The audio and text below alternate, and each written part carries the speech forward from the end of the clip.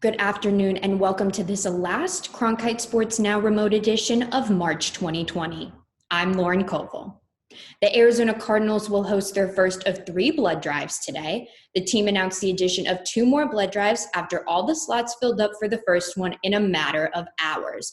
The drives will be held on Tuesday and Wednesday, April 7th and 8th from 9 a.m. to 4 p.m., and spots are filling up fast. Not all of us have the medical training to help out the people who are sick, but many of us can give blood, and I'd encourage everybody to go out and give blood. There are plenty of opportunities to give. Today's is filled, but if you go to bloodhero.com or redcross.org, you can find plenty of different opportunities to donate blood near you. In other NFL news, the league will now allow 14 teams to compete for the chance for the Super Bowl this upcoming 2020 season. Coyotes GM John CHAYKA will be donating 20% of his salary to the Arizona Coronavirus Relief Fund. We were just fortunate to be in an op-ed where we could, make that commitment, to Arizona, and obviously, one team, but we're a community asset, and it's tough for everybody. We really respect, obviously the frontline workers that are going to deal with this war. With millions of Americans losing their jobs as a result of COVID-19 and having to file for unemployment, it was announced this morning that minor league MLB players will be paid through May 31st. The announcement stated that players will be paid until the end of May or the start of the season, whichever comes first. Players will be paid $400 per week, which is a raise for some and a pay cut for others. Staying on the diamond, it was this day 22 years ago that Arizona Diamondbacks played their first game as a franchise. Cronkite News reporter Natalie Urquiza joins me with the story.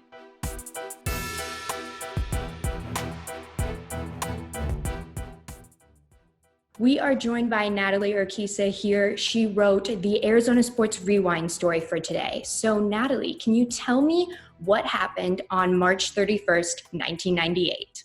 So 22 years ago, the Arizona Diamondbacks had their first ever game, their inaugural game back in 1998. They played against the Colorado Rockies. We sadly lost, but ever since then, they were the fastest to reach the World Series in 2001, fastest expansion team to win in 2001, and they've gone to win on division series. They've gone on to win wild cards. So ever since that first day, they've done pretty well for themselves, but that monumental day was when they had their first game against the Rockies. And I know that when you read your story, you spoke to the starting pitcher that day. Can you tell me what it was like to throw the first pitch in the first game for the Arizona Diamondbacks?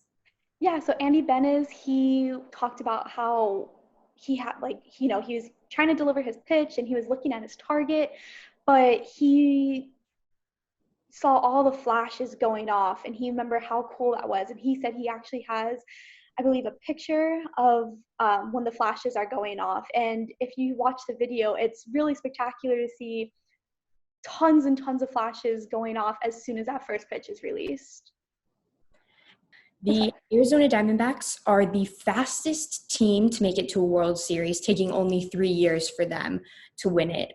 Being born and raised in Arizona, what do you think that's meant for you and also for the Arizona Diamondbacks as a franchise? I mean, being raised as a huge baseball fan, that was my first sport ever going to at 5 years old, and seeing the Diamondbacks and seeing what they have become over the years.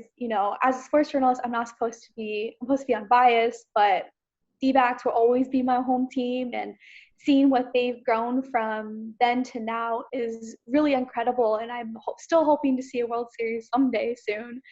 But when I was talking to Joe Gagliardi Jr., he talked about how the Diamondbacks were almost close to not coming to Arizona because of them not taking a good job of spring training of the Cactus League here in Arizona. And when they fixed the Cactus League and they got that all, then they finally put in a bid, and they're like, to show baseball, okay, we deserve a baseball team. This is what we have now are doing with the Cactus League. Because baseball came in and said, why do you want a team when you can't even take care of your own when you can't even take care of the baseball team that's here.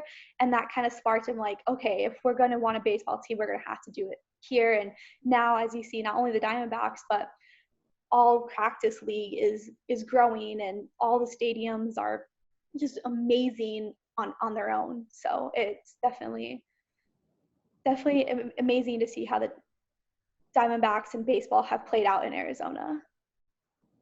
That's very true. And I know that you also have a special connection to the first game that was played 22 years ago and a little memento from it. Would you mind sharing that with us?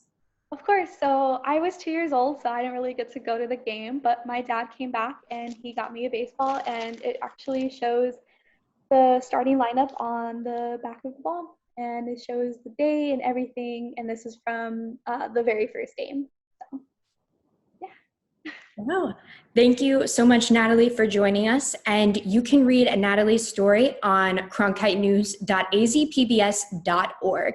And you can also head over to our Twitter @SportsCronkite to read about the Diamondbacks' very first game. Thank you so much for joining us, Natalie. Awesome. Thank you so much. Yesterday, Arizona Governor Doug Ducey issued a stay-at-home order that goes into effect this evening at 5 p.m. But there is good news. There's a documentary special that drops tonight on HBO that you are not going to want to miss. The Scheme is a documentary focused on unpacking the details of the 2017 NCAA college basketball bribery scandal. The documentary is sure to bring a lot of attention to Arizona basketball coach Sean Miller, who was wrapped up in the scandal in 2017. With this documentary, it will bring attention and anticipation to the next college basketball season, after this one was cut short. Before the COVID-19 pandemic put a pause on the sports world, Goalball was the most popular sport for the blind and visually impaired. Brandon Jensen went to the Foundation for Blind Children to ask about this sport. It's a sport you've probably never heard of, but it's a sport where your hearing is your best asset. It's a reverse dodgeball and bowling. It is a sport specifically designed for the blind as opposed to being an adaptation. Goalball was invented after World War II to assist in rehab of visually impaired veterans. Today, it is played at the Paralympics and competitively by 112 countries. The objective is simple. Offensive players roll the ball in hopes of scoring a goal, while defenders use their bodies to block the ball. The court is tactile so that players can find their way around the court. All the players wear eye shades that is blocked out so that everybody has to rely on their sense of hearing, their spatial orientation, and their physical location on the court. If you ever get the chance to attend a goalball match, you'll notice that complete silence is expected of the crowd. That's because the players are heavily reliant on the bell in the ball. But don't worry, once they score a point, cheers are all welcome. From a coach standpoint, that is extremely difficult because you want to give them all of the visual, evidence and clues that you can. The Foundation for Blind Children's goalball team practices weekly at their Phoenix facility, and for many players, it's an avenue for them to stay in shape. An opportunity that can be challenging to come by for disabled individuals. It's enabled me to perform physically on a level that I never really expected to be able to.